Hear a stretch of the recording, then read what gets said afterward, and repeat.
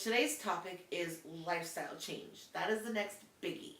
So part of lifestyle change obviously includes thinking about whether or not you need counseling. Even if you don't think so, a couple visits is not going to hurt you just to make sure you're on a good path. But lifestyle change is what actually helps you lose weight. So by lifestyle, I mean what do you eat every day? You should not go on a diet. You should change the way you eat. So we switched to paleo. It's a plan of cooking, a menu, optional cooking that works for what we like to eat.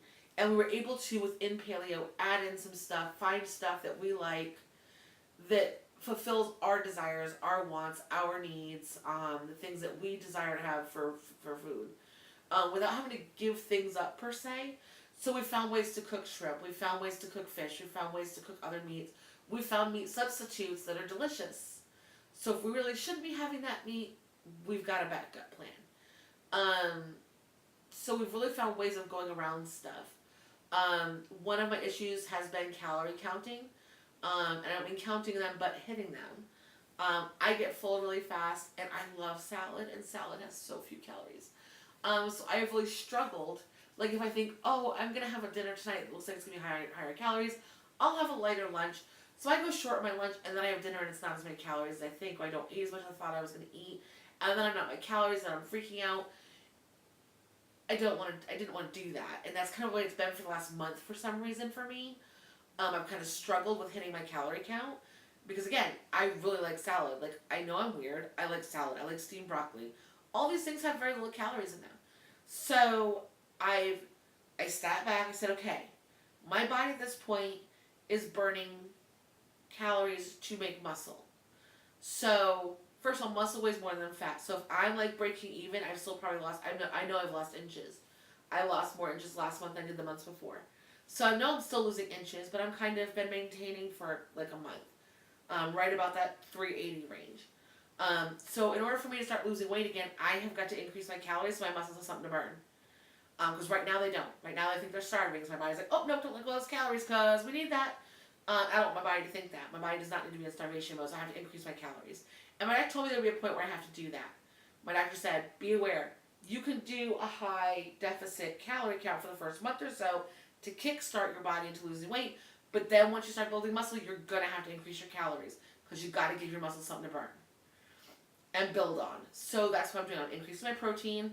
I am going to start putting my protein powder and things more often to kind of increase my protein levels for my meals because I need to do it. I've got to make sure my calories are higher so that I start burning the fat better. But you have to learn these things. You have to talk to your doctor.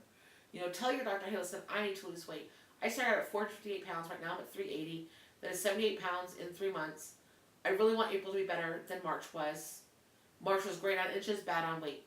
But that, again, building muscle, not giving me enough to burn fat, but there was still tightening areas. So, still not perfect. Still not the way it should be. So I have to fix it. And you have to constantly monitor yourself like I'm doing. You have to look at what you want to eat, what meal plan or what cooking style fits that best. And like when you go out to dinner somewhere, get an appetizer if it's someone that doesn't have a healthy option.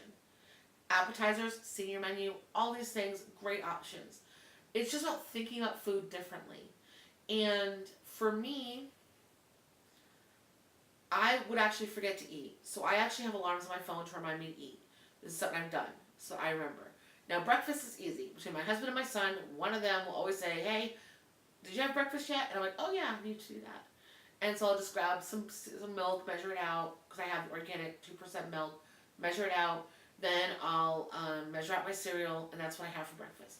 Now, I will tell you, for the first time in my life, or in a long time actually, I shouldn't say life, since I was about 10 or 12, I am actually enjoying drinking milk. Because now that I have non-GMO milk, I can drink it, and I'm okay with it. It used to be that I would get such bad stomach cramps from milk, but now with the non-GMO milk, I have no side effects at all, so I love it. That makes me super happy. I like having cereal for breakfast. It's the kid in me, I guess. But I also have smoothies I can have. I'm going to be making one tomorrow, filming it. But I can also make smoothies in the middle of the day as like a snack. Just put in make a half order smoothie, like a half size smoothie or something like that. It's all about looking at what you're going to have. Meal planning is a great help, not necessarily a necessity, because if you're someone who can have a couple things sit in the fridge ready to go, as far as like meats that are thawed or whatever, you can kind of go by fly by the seat of your pants as to what you need. There are healthy options that are quick, like the Beyond Meat crumbles. You can heat up some of those, throw them in a taco shell, tacos done. You really, I mean, keep a taco kit and some beef crumbles on hand. Last minute dinner, you don't have time to cook. There's your answer. Like you don't. There are lots of quick options. So it's a matter of just finding things that work for you, and getting cookbooks and trying recipes. Like right now, my paleo cookbook has lots of highlighted yes, we love this recipes, and it's got a couple of no, never again recipes in there. And I literally crossed out and write no on them. We take a vote as a family. Did we like this? If only one person says yes, it's a no. If my husband and I say yes, then it's a yes for the future. My son can always make ramen. You know. So I mean, it's about living your life differently. It's about if you have trouble walking like I did because of my back. I would see how far I could walk, how many steps before my back started to tighten, and write it down. So I'd start walking that many steps every day.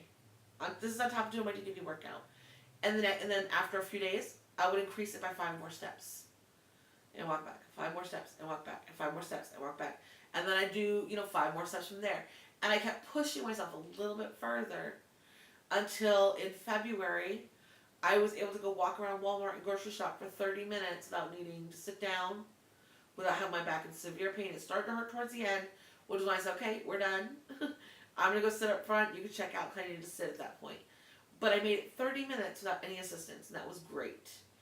I want my independence back. I want my life back. It's the most important thing to me. But I also know that once I lose the weight, if I don't have a lifestyle change, I'm going to gain that weight back. Like, I think it's like 70 or 80% of people who lose a significant amount of weight without changing their lifestyle, who just do a diet, gain all their weight back. I know people who've gone through having bariatric surgery and have gained all that weight back. Because if you don't deal with what's bothering you, if you have underlying issues, if you don't change your lifestyle and how you eat and your relationship with food, it's all going to come back. And I refuse to be a statistic. I refuse. I am getting my life back for my family, for myself. Most of all for myself. Because I am tired of not being independent. I used to be the most independent person. I used to carry in an entire load of groceries in my 2 arms by myself. Excuse me, with 2 kids wrangling on either side of me for years. I worked 3 jobs. I busted my butt to raise my kids as a single mom for years. And as you get older, stuff starts going wrong with your body. And when you've done stuff to your body on top of it that's made it harder for those things to recuperate, you've got to own what you did wrong. And so the only way you can do it is by changing your lifestyle so that it never happens again.